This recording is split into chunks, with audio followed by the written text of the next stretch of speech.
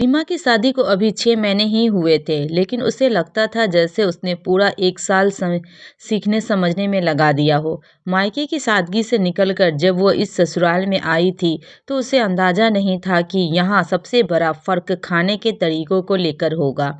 रीमा एक मध्यवर्गीय परिवार से थी। उसके मायके में नियम साफ थे। सुबह नाश्ता मेज पर, दोपहर का रात का खाना जमीन पर, दर्री बिछाकर या खाने की मेज पर, और बिस्तर पर बैठकर खाना यह तो गलत पाप समझा जाता था। पर उसका ससुराल बिल्कुल अलग। यहाँ ससुर जी सुबह से ही अपने कमरे में रहते और नाश्ता चाय दोपहर का खाना सब बिस्तर पर। सासू माँ घुटनों के दर्द का हलावा देकर ज्यादातर समय पलंग पर ही रहती। देवर मोबाइल पर वीडियो देखते देखते बिस्तर पर ही प्लेट रख लेता। यहाँ तक कि उसका पति रोहित भी अक्सर कह देता, रीमा आज खाना यहीं ले आओ, थक गया हूँ। पहले पहले रीमा को यह अजीब लगा, फिर असहज, और धीरे धीरे भीतर ही भीतर चुभने लगा। शादी के दूसरे हफ्ते की बात थी। रीमा ने पूरे मन से दाल चावल सब्जी और सलाद बनाया। उसने सोचा आज सबको खाने की मेज पर बुलाऊंगी। वह सासू माँ के कमरे में गई और बोली, माँ जी खाना तैयार है, सब बाहर आ जाएं तो अच्छा लगेगा।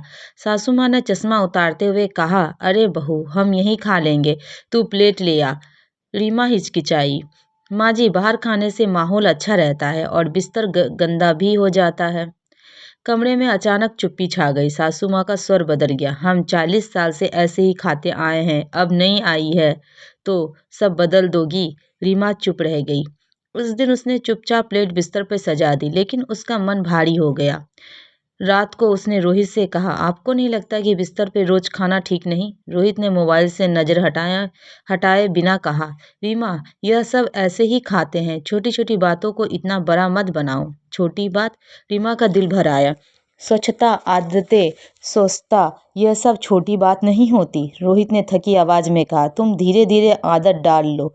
यही वाक्य रीमा के मन में गूंजता रहा, आदत डाल लो। मन का बोझ। दिन बीतते गए। रीमा हर रोज बिस्तर पर गिरी हुई दाल के दाने, चावल के कण, चाय के दाग साफ करती। रात को थकी कमर और भरे मन के साथ सोती। उसे लगता, क्या शादी का मतलब यही है, अपनी हर सोच को समेट कर रख देना? वह मायके फोन करती, पर सब नहीं कह पाती। माँ बस इतना कहती, बेटी सब ठीक है ना? रीमा मुस्कुरा कर कह देती, हाँ माँ सब ठीक है। लेकिन भीतर कुछ भी ठीक नहीं था। एक दिन सासू माँ की तबीयत बिगड़ गई। डॉक्टर ने आकर साफ कहा, घुटनों के दर्द और संक्रमण की वजह से साफ सफाई की कमी भी हो सकती है। बिस्तर पर खाने से बैक्टीरिया बढ़ते हैं। रीमा चुपचाप खड़ी थी। डॉक्टर के जाते ही सासू माँ सोच में पड़ गई। पहली बार उन्होंने बिस्तर की चादर देखी, जगह जगह पुराने दाग। उसे रात सासू माँ ने रीमा को बुलाया, बहू तू कुछ कहना चाहती थी ना पहले? रीमा की आंखें भर आई। माँ जी मैं किसी का आदत बदलना नहीं चाहती, पर बस घर को साफ और स्वस्थ स्वच्छ रखना चाहती थी। सासू माँ ने धीरे स्वर में कहा, शायद हम भी जिद में थे। बदलाव की शुरुआत अगले दिन ही हुई।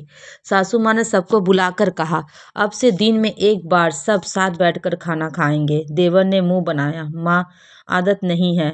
सासू माँ ने सख्ती से कहा, आदत बदल दी जा सकती है। रोहित ने पहली बार रीमा को तरफ देखा। आज उसकी आंखों में संतोष था। रीमा ने खाने की मेज सजाई, सब एक साथ बैठे। पहले थोड़ी अजीब चुप्पी रही, फिर बातें शुरू हुई। हंसी भी आई। किसी ने महसूस किया कि साथ बैठकर खाना सिर्फ खाना नहीं होता, वो रिश्ता होता है। पूरी जीत नहीं, पर उम्मीद। अब भी कभी कभी रात को रोहित कह देता है, आज यहीं खा लें। रीमा मुस्कुराकर कहती है, चलो आज चल जाएगा। लेकिन फर्क यह था कि अब यह मजबूरी नहीं, सहमति होती थी। सासू माँ खुद कहने लगी, बहू आज मेज पर खाना अच्छा लगता है। रीमा समझ गई, हर लड़ाई जोर से नहीं लड़ी जाती। कुछ बदलाव धैर्य, सम्मान और सही समय से आते हैं। बिस्तर पर खाना खाने वाला ससुराल रीमा के लिए सिर्फ एक आदत नहीं थी, वह एक संघर्ष था, अपनी पहचान बचाने का, सम्मान पाने का।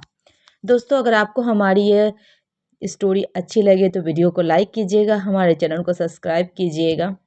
Thank you for watching my channel.